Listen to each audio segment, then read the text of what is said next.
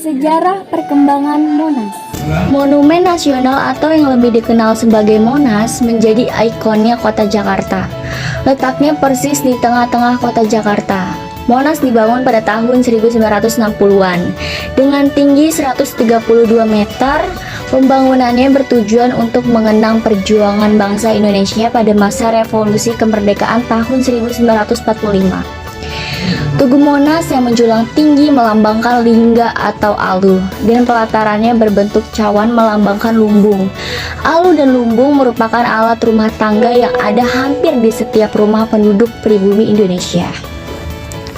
Di puncaknya ada obor perunggu yang berbentuk lidah api dengan beratnya mencapai 14,5 ton dan dilapisi emas 35 kg.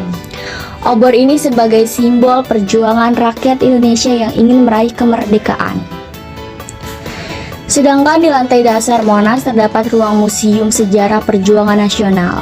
Di sini kalian bisa melihat di aroma dari sejak zaman kehidupan nenek moyang bangsa Indonesia sampai zaman kemerdekaan, penuh perjuangan. Sejarah perkembangan Monas. Monas mulai dibangun pada bulan Agustus 1959.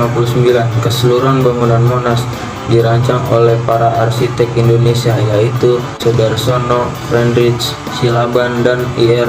Roseno pada tanggal 17 Agustus 1961.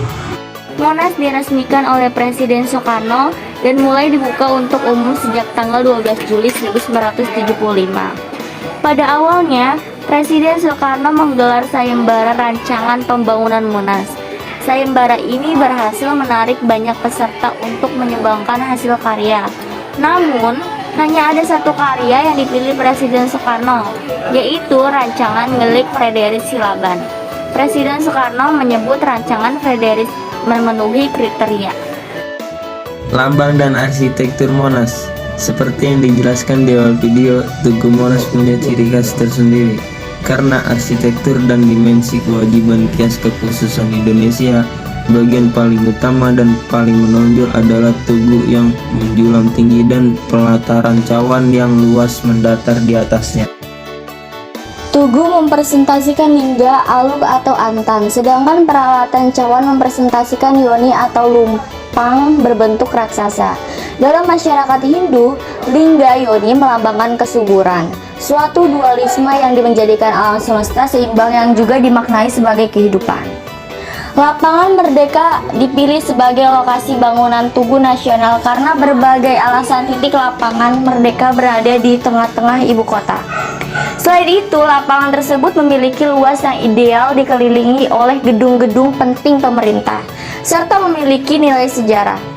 Kawasan Monas dilengkapi beberapa bangunan pendukung, seperti akses pintu masuk, terowongan, ruangan kemerdekaan, aneka relief, hingga peralatan puncak tugu. Monas juga dilengkapi dengan museum sejarah sebagai ruang arsip dari rangkaian sejarah kemerdekaan Indonesia yang bisa dilihat oleh masyarakat umum. Di dekat pintu masuk menuju pelataran Monas itu juga nampak megah berdiri patung Pangeran Diponegoro yang sedang menunggang kuda. Patung yang terbuat dari perunggu seberat 8 ton yang dikerjakan oleh pemahat Italia, Prof. Coberlato, sebagai sumbangan oleh Konsulat Jenderal Honoris Dr. Andes Mario di Indonesia. Soekarno sempat meminta keinginan khusus agar Monas berbentuk lingga dan yoni yang berasal dari Sanskerta. Sayangnya, model yang diinginkan Soekarno itu membutuhkan biaya besar, sehingga pembangunan Monas pun sempat ditunda. Biaya yang besar membuat rencana pembangunan Monas menuai kontroversi dan kritik. Pasalnya, saat itu kondisi keuangan negara sedang tidak stabil. Upaya Presiden Soekarno untuk mewujudkan keinginannya itu akhirnya berhasil berkat bantuan dana dari pemerintah dan sumbangan sejumlah pihak termasuk para pengusaha. Presiden Soekarno meminta bantuan arsitek R.M. Soedarsono untuk melanjutkan rancangan Friedrich yang tertunda. RM Swedarsono menambahkan angka 17, 8, dan 45 yang melambangkan Hari Kemerdekaan Indonesia. Yakini 17 Agustus 1945 dalam rancangan Monas. Pembangunan Tugu Monas berlangsung selama 14 tahun melalui 3 tahap, yaitu tahap pertama 1961 sampai 1965, kedua 1966 sampai 1968, dan tahap ketiga 1969 sampai 1975. Pada tahap pertama, pelaksanaan di bawah pengawasan Monumen Nasional dan biaya yang digunakan berasal dari sumbangan masyarakat. Tahap kedua, pekerjaan masih dilakukan di bawah pengawasan Panitia Monas. Hanya saja biaya pembangunannya bersumber dari anggaran pemerintah pusat CQS Sekretariat Negara Republik Indonesia. Pada tahap kedua ini, pembangunan mengalami kelesuan karena keterbatasan biaya.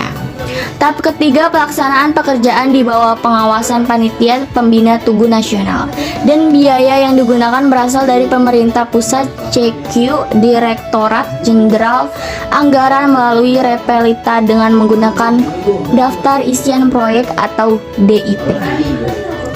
Ketika Monas mulai dibangun pada tahun 1961, Indonesia sedang mencalonkan diri menjadi tuan rumah Asian Games keempat tahun 1962. Bersama dengan Monas dibangun pula Tugu Selamat Datang, Gelora Bung Karno, dan Hotel Indonesia. Pembangunan tersebut ditunjukkan untuk menampilkan kebesaran bangsa Indonesia di mata dunia. Kebesaran itu salah satunya ditandai dengan pendanaan Monas yang berasal dari partisipasi masyarakat Indonesia dan beberapa pengusaha yang menyumbangkan dana mereka untuk monumen nasional kita ini.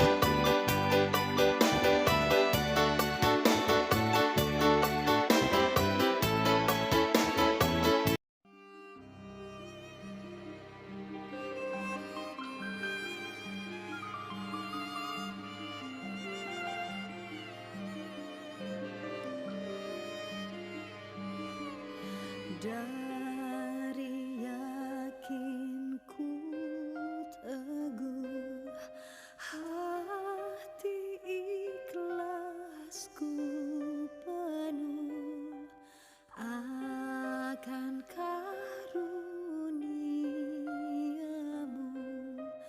tanah airku saka Indonesia merdeka. Syukur aku sembahkan kehadiratmu, Tuhan.